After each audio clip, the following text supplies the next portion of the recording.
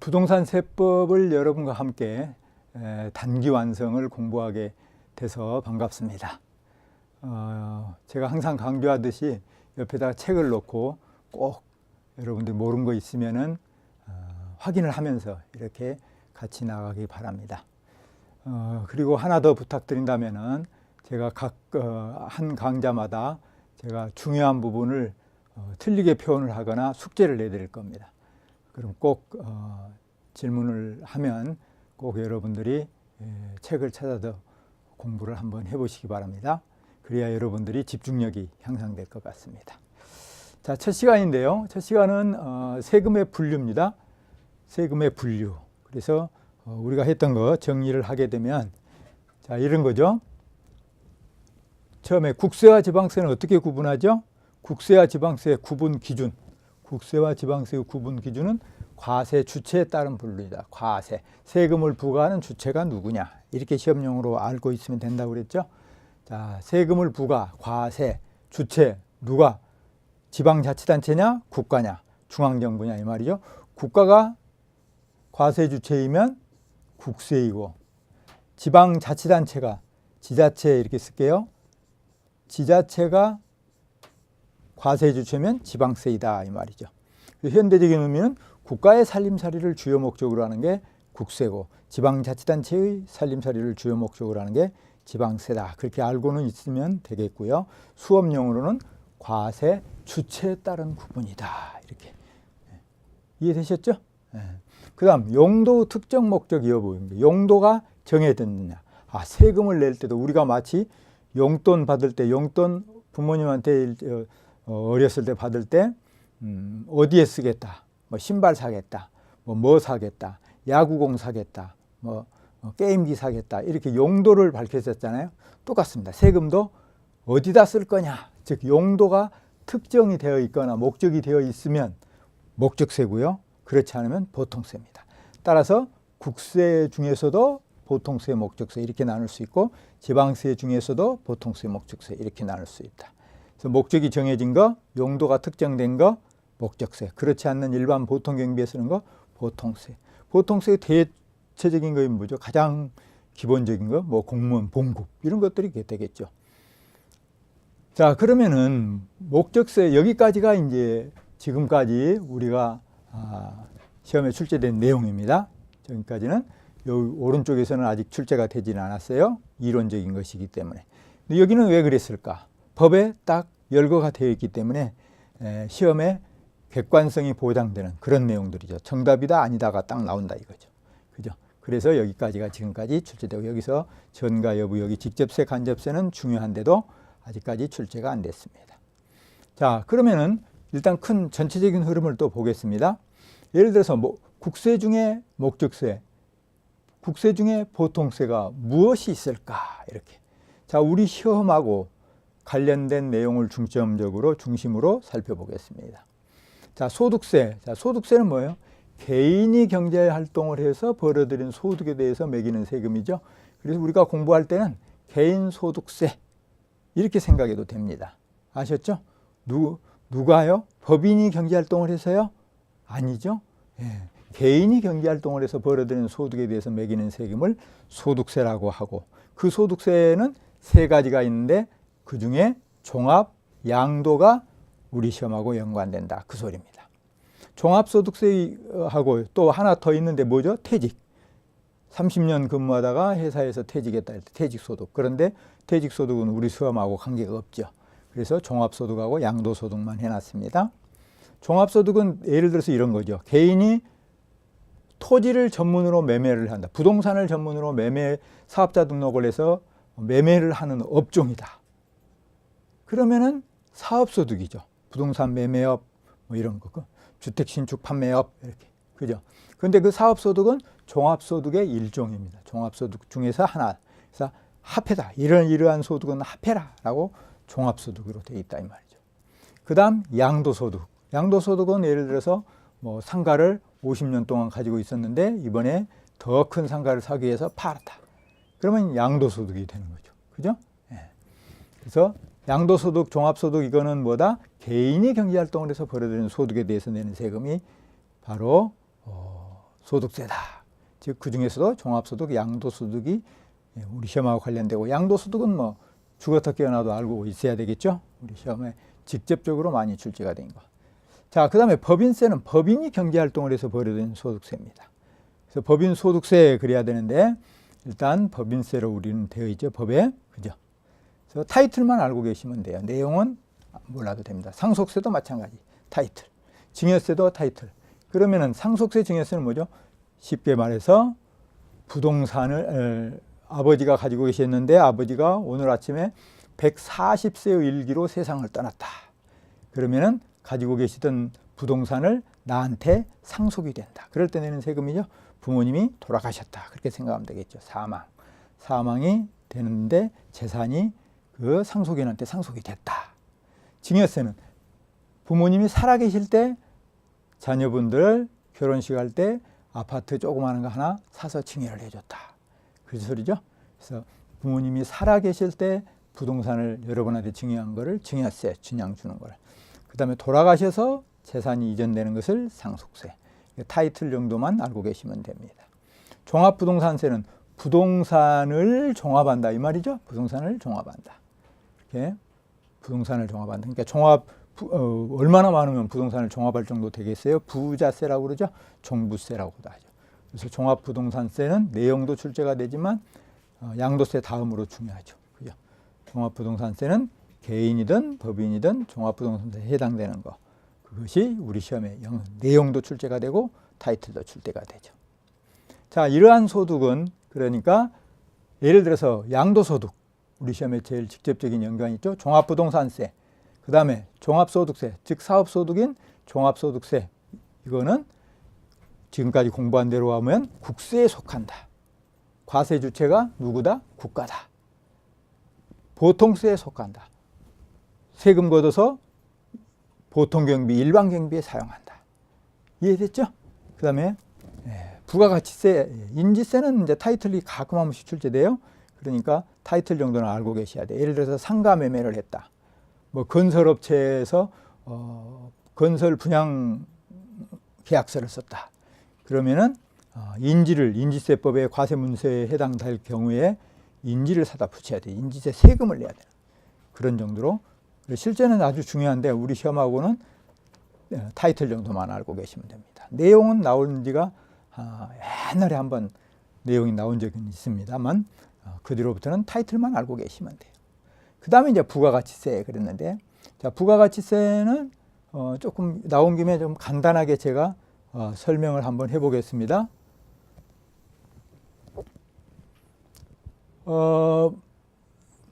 부가가치세는 이렇게 생각하시면 돼요. 자, 세무서가 있고요. 간단하게 설명드릴게요. 그 다음에 스마트폰 사장이 있고요.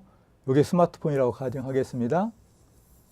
그 다음 소비자가 있고 이렇게 쉽게 생각하시면 돼요. 그래서 스마트폰 사장님이 소비자가 왔을 때 스마트폰 하나를 줍니다. 이렇게. 이게 스마트폰이에요. 자, 100만 원짜리라고 그럽시다. 자, 사장님이 이렇게 말하는 거예요. 스마트폰 가격 100만 원.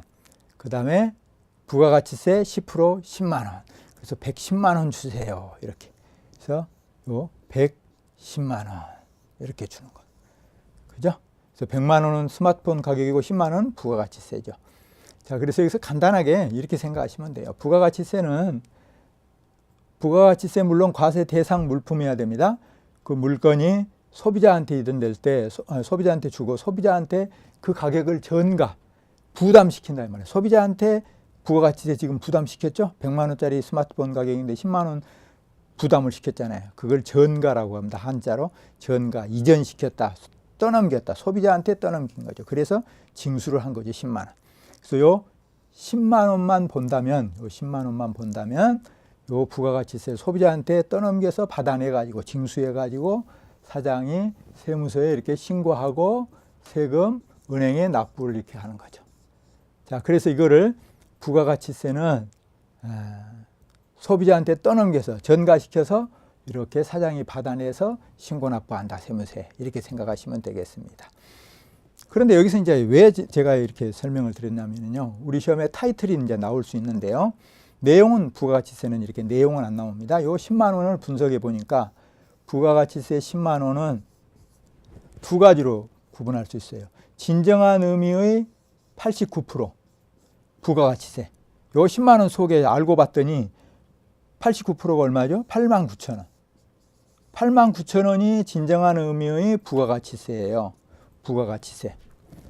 그 다음에 11% 나머지 11%. 즉 10만 원 중에 부가가치세 10만 원 중에 89%가 예를 들어서 89,000원 부가가치세고 또 11% 11,000원 이렇게 합하면 이게 합하면 10만 원이 되죠. 10만 원 됐잖아요.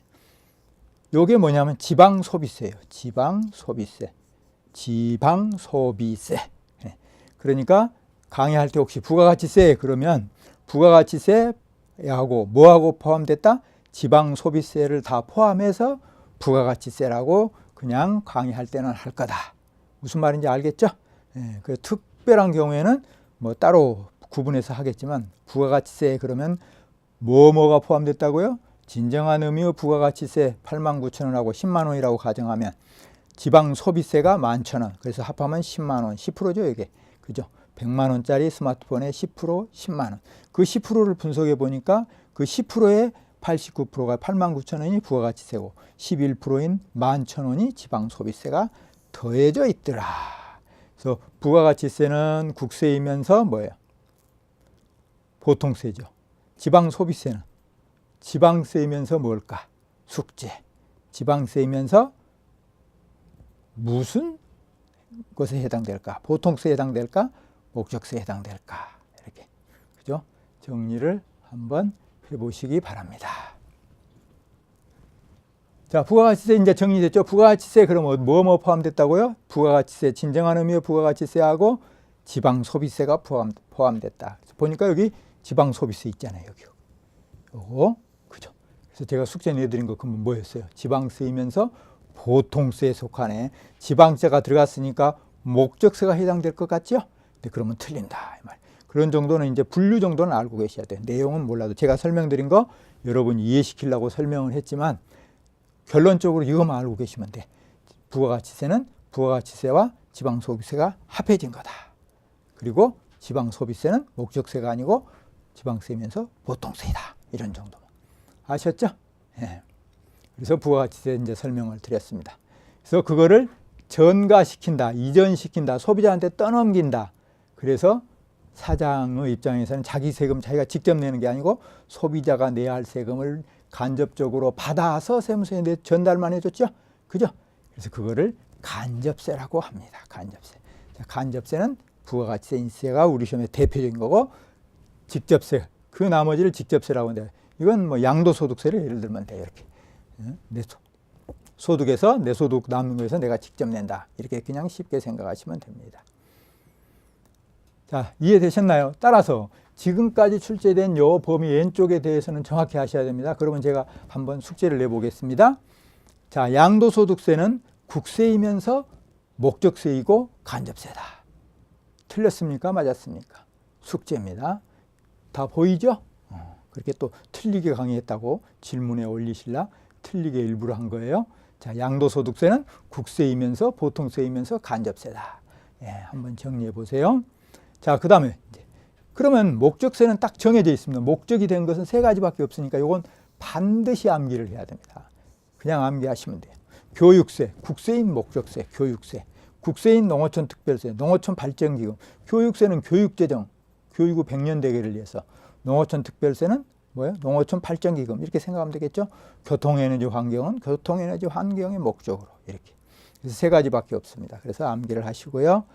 자, 지방세 중에서도 마찬가지 보통세, 목적세가 나눠지고 직접세, 간접세로 나눌 수 있지만 일반적으로 지방세는 직접세, 간접세를 구분하지 않습니다. 국세만 그렇고요. 그래서 보통세, 목적세 정도까지만 알고 계시면 되겠습니다. 자, 취득세. 우리 시험하고 아주 밀접한 부동산 취득. 그 다음 등록에 대한 등록면허세. 면허에 대한 등록면허세는 우리 시험 범위가 아니죠. 등록에 대한 등록면허세. 그 다음에 재산세. 두 번째로 중요하네요. 취득세 다음으로. 자, 주민세, 지방소득세, 지방소득세, 그 다음 지방소비세. 이렇게. 지방세가 들어갔다고 해서 목적세라고 하면 안 돼요. 지방세 중에 목적세 그러면 안 됩니다.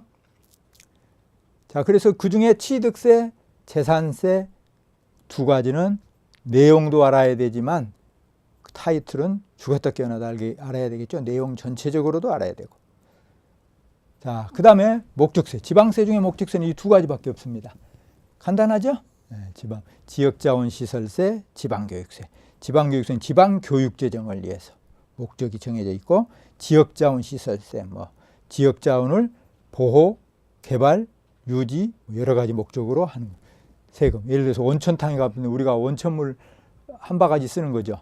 그 원천물 속에 들어가 있는 세금인데 그것이 지역자원시설세입니다. 예를 들자면 말이에요. 그래서 지방세 중에 목적세 두 가지.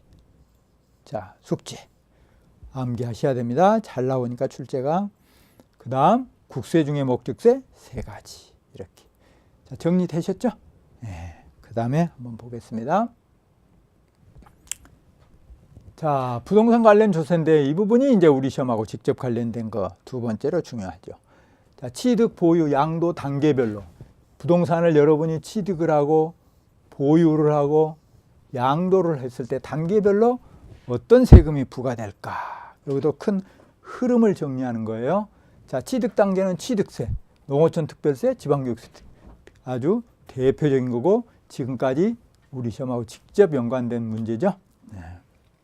자, 그래서 취득세를 내는 사람은 취득세가 이제 구 부동산 등기에 관련된 거는 취득세로 다 통합이 됐죠. 그죠? 그래서 취득세는 농어촌 특별세가 이제 부과되고 옛날 등록면허세 있었는데 그게 취득세로 합해졌잖아요. 그래서 취득세에도 또 뭐가 부과돼요? 지방교육세가 부과되는 거예요. 그래서 취득세 내는 사람은 농어촌 특별세, 지방교육세가 원칙적으로 낸다. 원칙적으로 낸다고 그랬는데 예를 들어서 이런 경우 낼까요? 숙제 하나 또. 국민주택 규모 이하의 아파트라고 했습니다. 주택입니다. 국민주택 규모 이하의 아파트를 분양을 받거나 예를 들어서 매매 취득했다. 그러면 취득 단계에 해당이 될 건데 농어촌 특별세에 해당될까요? 안 될까요? 숙제입니다. 농어촌 특별세 취득 단계. 국민주택 규모 이하의 아파트라고 단정을 한번 해보겠습니다. 그죠? 그래서 이제 실제는 이렇게 하도록 되어 있죠. 농어촌 특별세는 취득세 과표에 2%를 적용한 것에 2% 여기까지는 몰라도 되는데요. 여러분들 가끔 질문이 들으니까 2%를 적용한 것에 여기에 10% 곱하기 이제 나올 거 아닙니까? 거기에 10%를 내는 거고요. 지방교육세는 이제 표준세율 마이너스 2%. 왜냐하면 구취득세에 해당되는 거 빼고 지방 등록 면허세에 해당되는 데만 과세하겠다 이 말이에요. 거기에 20% 이렇게 과세를 하죠. 자, 그래서 이렇게 생각하시면 돼요. 그럼 이거 복잡한 거 아우 선생님 이거 싫어요. 네, 안 하셔도 됩니다. 여러분 필요한 사람만 하시라고 했고요. 안 해도 되는데 여기서 왜 이걸 그러면 해드렸냐. 취득 단계 세목으로서 농어촌 특별세와 지방교육세가 해당이 된다. 그거를 상가를 예를 들어서 하나 취득했다. 그러면 취득세 내고 농어촌 특별세 내고 지방교육세 내야 된다. 우리 시험하고 직접 관련된 거. 이렇게 아셨죠? 네. 자, 그러면은 보유 단계 한번 살펴볼까요? 부동산을 이제 보유했다. 상가를 하나 사가지고 보유했다. 그러면은 취득해서 보유한 거죠. 재산세, 종합부동산세. 재산세는 누구나 다 해당이 되는 거죠. 어떤 물건이든지. 재산세 과세 대상 물건이면. 종합부동산세는 일정 요건을 충족해야 되죠. 예를 들어서 토지 같으면은 재산세가 별도 합산 과세 대상이나 종합 합산 과세 대상이어야 하고 그 다음에 일정 가액을 초과해야 되죠. 그죠? 네. 그래서 종합부동산세. 여기까지는 이제 쉽죠. 우리 시험하고 직접 관련되고 매우 중요한 세목이죠. 지방교육세, 농어촌 특별세도 마찬가지. 종합부동산세 부과되는 것은 농어촌 특별세, 농어촌 발전기구 목적세죠. 부과되고 재산세 부과되는 것은 지방교육세가 부과되는 거죠. 그죠? 그러니까 재산세, 지방교육세 이렇게 연관해서 하시면 보유 단계에서 우리 시험하고 직접 중요한 내용들이 이런 것들이구나. 재산세, 지방교육세, 종합부동산세, 농어촌 특별세 이렇게 이해하셨죠? 예. 자, 그 다음에 이제 양도 단계. 양도 단계는 여기서 양도 단계는 개인을 전제로 합니다. 개인. 왜냐하면 법인세법은 타이틀만 알면 되고요. 법인이 경제활동할 때 법인소득세인데 법인세 그랬었죠. 그래서 우리 시험에는 타이틀만 나오고 내용은 출제가 안 되니까 법인은. 결국은 여기는 뭐예요? 개인이 경제활동을 해서 나중에 양도 단계에 관련된 경제활동의 내용이다. 그랬을 때 양도소득세, 지방소득세. 아니 그러면은 사업적으로 하는 사람은 왜 포함을 안 시켰습니까? 양도소득세가 우리 시험의 주 핵심이고요. 사업소득에 관련된 것은 임대소득만 지금 부동산 임대소득만 연 5년채 한 번만 이빨 빠지고요. 5년간 연속해서 출제가 됐어요. 그러니까 연속해서 5년이었는데 중간에 한 번 출제가 안 됐고요. 그래서 그렇게 출제되다 안 되다 하기 때문에 덜 중요하다는 거죠. 그래서 해당될 수도 있습니다.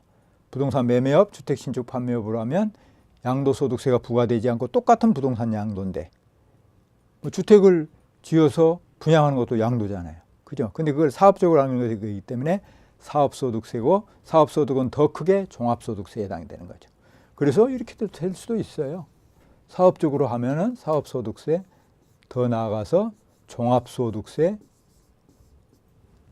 종합소득세에 해당되는 옛날 주민세라고 그러죠. 지방소득세도 해당이 되는 거죠. 지방소득세 여기.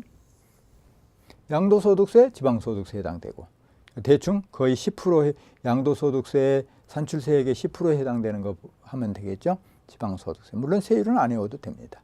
그러니까 양도 단계에 뭐가 해당된다. 보유 단계에 뭐가 해당된다. 취득 단계에 뭐가 해당된다. 이렇게 큰 흐름을 여러분들이 정리를 하셔야 되겠습니다.